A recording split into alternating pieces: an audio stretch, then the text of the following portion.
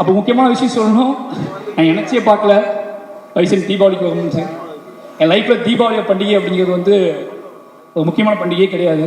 அதுக்கான காரணம் சின்ன வயசுலேருந்து எனக்கு தீபாவளி கொண்டாடுறதுக்கான மனநிலையே இருக்காது, அதுக்கான ஸ்பேஸே எங்கள் வீட்டில் இருக்காது. அப்போ தீபாவளி வந்து சும்மா கடந்து வர ஒரு கவிதை கூட நான் எழுதியிருப்பேன் சென்னையில் இருந்த புதுசில். ஒரு பாலிய நண்பனின் மரணத்தை போல கடந்து செல்கிறது தீபாவளி. ஒரு பாலிய நண்பனின் மரணத்தை போல, மரணத்தின் நினைவை போல கடந்து செல்கிறது தீபாவளி. இப்போ தீபாவளி மேலே அவ்வளோ வெறுப்பு எனக்கு இருந்துச்சு. ஃபர்ஸ்ட் டைம் என்னோட ஃபஸ்ட்டு தீபாவளி நான் கொண்டாட போகிறேன்னு நினைக்கிறேன். ஃபர்ஸ்ட் டைம் இந்த தீபாவளிக்காக நான் வெயிட் பண்ணுறேன். என் குடும்பமும் இந்த தீபாவளிக்காக வெயிட் பண்ணுறது. தீபாவளியை நான் தமிழ் சமூகத்தோடு சேர்ந்து பைசனோடு சேர்ந்து கொண்டாட போகிறேன். என்னோடய குடும்பத்துக்கு, என் குழந்தைங்களுக்கு, நம்முடைய எங்கள் அண்ணன் எல்லாத்துக்குமே நன்றி. பைசன் நான் ஸ்டார்ட் பண்ணும்போது அஜிந்தனாட சொன்னேன், வேறு ஏதாவது கதை பண்ணலாம், இது ரொம்ப கஷ்டம், சொல்ல முடியாது. இந்த படத்தோட போக்கு வந்து உங்களுக்கு எனக்கும் கூட சண்டே வந்து ரொம்ப பயமாக இருக்கேன். அந்த பட்ஜெட் இஷ்யூலாம் வரும்போது இந்த படத்தை வேறு ஒன்று பண்ணலாம், வேறு ஏதாவது படம் பண்ணலான்னு சொன்னேன். அப்போ அண்ணன் சொன்னார், டேய் இந்த படம் இப்போ பண்ணலாம், எப்படா பண்ண போகிறேன், இந்த படத்தை நீ பண்ணு பார்த்துக்கலாம், இந்த படம் பண்ணியே ஆகணும். இன்றைக்கி நம்ம 2 பேரும் சேர்ந்துருக்கோம், நம்ம மறுபடியும் சேர்றோம் அப்படின்னா நீ சமூகத்துக்கு நம்ம என்ன கொடுக்கணும் அப்படின்னா இந்த மாதிரியான காத்திரமான ஒரு படம் தான் கொடுக்கணும். இந்த படம் ஸ்டார்ட் பண்ண அப்படின்னாரு. அதுக்கப்புறம் முழுக்க சுதந்திரம் தான். எப்போவுமே எனக்கு ரஞ்சித் எவ்வளோ தெரியல, பெரிய ரஞ்சித்தனண்டு ஆரம்பிச்சதுனால எனக்கு எல்லா ப்ரொடியூசருமே ஒரு பெரிய சுதந்திரம் கொடுப்பாங்க. இந்த படத்துலேயும் அந்த மாதிரி சுதந்திரம் தான். அப்ளாஸும் சரி, நீலம் ஸ்டுடியோஸும் சரி, எல்லாரும் மிகப்பெரிய சுதந்திரத்தை கொடுத்தாங்க. அந்த மிகப்பெரிய சுதந்திரத்தின் அடிப்படையில் எடுத்தது தான் பைசன். என் லைஃப்பில் நான் ரொம்ப தூரம் ட்ராவல் பண்ணி நிறைய பிரச்சனைகளை சந்தித்து கிளம்பி வந்துட்டேன். வந்துட்டு நான் வந்து 20 வருஷம் ஆக போகுது. 20 வருஷத்துக்கு அப்புறம் நான் இப்போ திரும்பி பார்த்தா, இப்போ நீ பார்க்கும்போதுலாம் என்ன உங்கள் ஊர் எப்படி இருக்குது, உங்கள் ஊர் எப்படின்னு கேட்பாங்க. இங்கேருந்து நான் திருநெல்வேலியை பார்க்கும்போதெல்லாம் ஒவ்வொரு டைம் திருநெல்வேலி போகும்போதெல்லாம் பக்குன்னு இருக்கும் எனக்கு. ஏதாவது வாட்ஸ்அப் ஓப்பன் பண்ணாலே ஏதாவது இஷ்யூஸ் பார்த்துருவோம், வீட்டிலேருந்து அனுப்புறது, ஃபேமிலி ஃப்ரெண்ட்ஸ் அனுப்புறது எல்லாம் பார்க்கும்போதே அவ்வளோ எமோஷனலாக இருக்கும். என்னடா பண்ணுறது அப்படின்னு சொல்லி, இது எப்படி சேஞ்ச் பண்ணுறது, இது என்ன, இதை பற்றியான டிஸ்கஷன் எப்படி மாற்றுறதுன்னு தோண்டிகிட்டே இருக்கும்.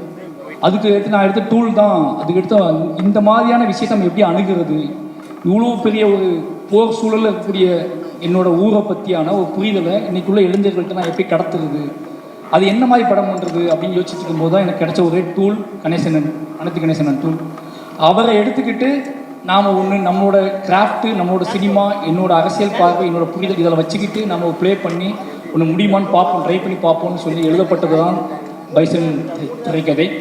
பைசனுக்குள்ளே நிறைய இளைஞர்கள், தென் மாவட்டத்தில் உள்ள நிறைய இளைஞர்கள் இருக்காங்க.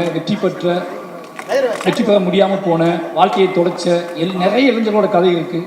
இந்த கதை உண்மையாகவே என் லைஃப்பில் என்னோடய ஆகச்சிறந்த என்னோடய அரசியல். நான் என்ன நினைக்கிறேன்னா, என் ஊருக்கு நான் ஏதாவது செய்யணும்னு நினச்சேன். என் ஊரை பற்றி இவ்வளோ வெற்றி அடைஞ்சதுக்கப்புறம், இவ்வளோ புகழ் அடைஞ்சதுக்கப்புறம், இவ்வளோ பணம் சம்பாதிச்சதுக்கப்புறம் நீ உன் ஊருக்கு என்ன பண்ணுன்னு கேட்டிங்கன்னா, என் ஊருக்காக நான் பண்ணது, என்னோடய மாவட்டத்துக்காக பண்ணது, என்னோடய மக்களுக்காக பண்ணது, ஒட்டுமொத்த தென் தமிழ்நாட்டுக்காகவும் ஒருத்தன் வந்து அந்த தென் தமிழ்நாட்டோட அரசியல் புரிதலை மையப்படுத்தி பண்ண ஒரு படம் தான் பைசன். முழுக்க இந்த படம் அதுக்கான படம். என்னோட ட்ரிபியூட் தான் இது, என்னோட எமோஷ்னல் தான், என்னோட அதிகபட்ச என்ன சொல்கிறது, இந்த உச்சபட்ச எமோஷ்னல் இது. எப்படியாவது இந்த படம் இது எவ்வளோ பெரிய ஹிட் ஆகுது அப்படிங்கிறத தாண்டி இது என்ன மாதிரியான தாக்கத்தை ஏற்படுத்துது, இது என்ன மாதிரியான எமோஷனலை ஏற்படுத்துது, இது என்ன மாதிரியான கனெக்டிவிட்டியை ஏற்படுத்துது, இது என்ன மாதிரியான ஒரு முடிவுக்கு வருது இந்த படம் அப்படிங்கிறத வந்து அதை பார்க்கறதுக்காக நான் வெயிட்டிங். அதுக்கு மட்டுமே நான் வெயிட் பண்ணுறேன். 17 அப்படிங்கிறது வந்து எனக்கு வந்து வெளியே வர ஆடியன்ஸ் படம் நல்லா இருக்குன்னு சொல்கிறத விட, படம் ஹிட்டு, படம் சூப்பர் ஹிட்டு, படம் ஃபாஸ்டாக இதெல்லாம் தாண்டி எனக்கு இந்த படத்துக்குள் பேசப்பட்டிருக்கக்கூடிய விஷயத்தை என்னவா தமிழ் சமூகம் எடுத்துக்குது அப்படிங்கிறத தெரிஞ்சுக்கிறதுக்காக ரொம்ப ஆர்வமாக இருக்கேன். அதுக்கு முக்கிய காரணம் இன்றைக்கி வாழ்க்கை சூழல் தான். இது வந்து ஏதாவது பண்ணியாகணும் அப்படிங்கிறா பண்ண படம் பைசன். நிச்சயமாக அந்த வேலையை செய்யணும் உறுதியாக நம்புகிறோம். என்னோட உச்சபட்ச ஒரு கர்வமாகவும் ப்ரைடாகவும் நினைக்கிறது வந்து இந்த பைசன் திரைப்படத்தை தான். அதுக்கான ரீசன் அப்படிங்கிறது, நான் வெட்ட வெளியாக முதல்ல தைரியமாக ஒரு விஷயத்தை ஹேண்டில் பண்ணியிருக்கேன். மற்ற எல்லா படங்களுமே, என்னோடய எல்லா படங்களும் எப்படி இருக்குன்னா, நான் ஓன் பண்ணிக்கிட்ட என்னோடய விஷயத்தை நான் உங்களுக்கு ப்ரெசென்ட் பண்ணுவேன். ஃபஸ்ட் டைம் என்னோட கவலையை, சமூகம் சார்ந்த என்னோட கவலையை, என் ஊர் சார்ந்த என்னோட கவலையை, என் மக்கள் சார்ந்த என்னோட கவலையை, என் மக்களுங்கிறது தென் தமிழ்நாட்டில் இருக்கிற ஒட்டுமொத்த மக்களுமே, அது ஒட்டுமொத்த மக்களுக்கு இருக்கிற கவலையை பற்றியான ஒரு படமாக இந்த படத்தை எடுத்திருக்கேன். நிச்சயமாக இந்த படம் அந்த மாதிரியான ஒரு பெரிய டிஸ்கஷனை உருவாக்கணும் அப்படின்னு நம்புகிறேன். உருவாக்கும். அதுக்காக மட்டுமே இத்தனை வருஷம் நான் சினிமா கற்றுக்கிட்டது, கிராஃப்ட் கற்றுக்கிட்டது, நான் ஒட்டுமொத்தமாக கற்றுக்கிட்டது இந்த படத்துக்கு தானோ அப்படிங்கிற மாதிரியான உணர்வு எனக்கு இந்த படம் பார்க்கும்போது வந்துச்சு. அப்படி உணர்வு வந்ததுக்கு இந்த பைசன் திரைப்படம் எனக்கு கொடுத்த அழுத்தம் இந்த சமூகத்துக்கும் இந்த தமிழ் சமூகத்துக்கும் கொடுக்கும் அப்படிங்கிறத உறுதியாக நம்புகிறேன்.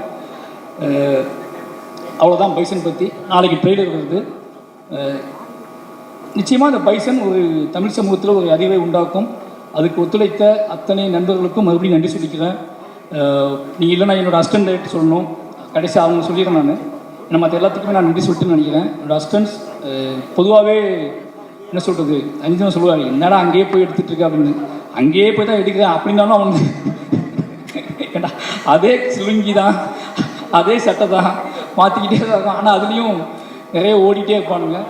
எல்லோரும் நிறைய வேலை செஞ்சாங்க இந்த படத்தை. ஏன்னா இந்த படத்தை பற்றியான புரிதல் அவங்களுக்குமே இருந்துச்சு, இந்த படம் ஏன் எடுக்கிறான்னு சொல்லி. ரொம்ப நன்றி. இந்த படத்துக்கு வெளியே இருந்து நிறைய வேலை பார்த்துருக்காங்க, அவங்களுக்கும் நன்றி. நிறைய கபடி வீரர்கள் ரொம்ப சப்போர்ட் பண்ணாங்க. மெயின் என்னோடய பிரச்சனையை, என்னோடய ப்ரெஷரை, என்னோடய கோபத்தை இந்த படம் எல்லாம் மற்ற படத்தை விட இந்த படத்தை நான் நிறைய ரொம்ப ப்ரெஷராக இருந்தேன். நிறைய வேலை பார்த்தேன். உடல் உழைப்பு தேவைப்பட்டுச்சு. அந்த உடல் உழைப்பு போடும்போது நமக்கு ஒன்று கோபம் வரும்ல, அந்த கோவத்தின் அடிப்படையில் தான் இந்த படம் வேலை பார்க்கப்பட்டுச்சு. அந்த கோவத்தை அக்செப்ட் பண்ணிக்கிட்டு எங்கெங்கேருந்து வந்த வெளி ஸ்டேட்லேருந்து வந்த நிறைய கபடி பிளேயர்ஸ், ஏன்னா இப்போ இப்போ அவங்க வேறு வாழ்க்கைக்கு வந்துட்டாங்க, மேட்டில் விளையாட ஆரம்பிச்சிட்டாங்க. ஆனால் அவங்க அத்தனை பேருமே எனக்காக மண்ணில், அதுவும் மத்தியான வெயிலில் அவங்க விளையாண்டு கொடுத்தது அது எதுவுமே மறக்க முடியாது. இந்த படத்தோட வெற்றி தான் அவங்களுக்கு சமர்ப்பணம்.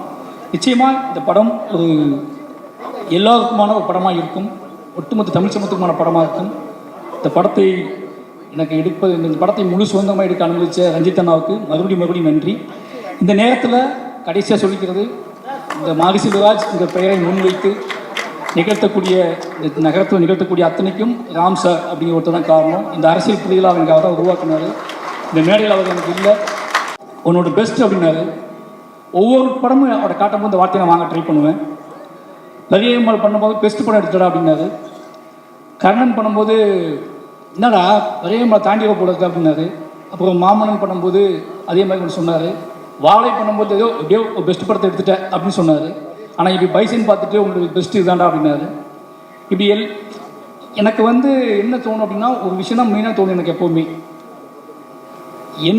நான் எடுக்கிற படம், நான் எடுக்கிற விஷயம் எதுவாகவோ கலெக்ட் ஆனாலும் என்ன பண்ணாலும் எனக்கு தோண வேண்டியது, நான் ஏதாவது ஒன்று ரொம்ப உறுதியாக நம்பி ஒரு விஷயம் பண்ணுவேன். அந்த நம்பி பண்ணுற விஷயம் மக்கள்கிட்ட போய் சேர்ந்துருமா சேராதா அப்படிங்கிற பயம் மட்டும்தான் பெருசாக எனக்கு இருக்கும். அது தப்பாக புரிஞ்சிடக்கூடாது அப்படிங்கிற பயமும், அது சரியாக போய் சேரணுமே அப்படிங்கிற பயம் மட்டும்தான் எனக்கு அதிகமாக இருக்கும்.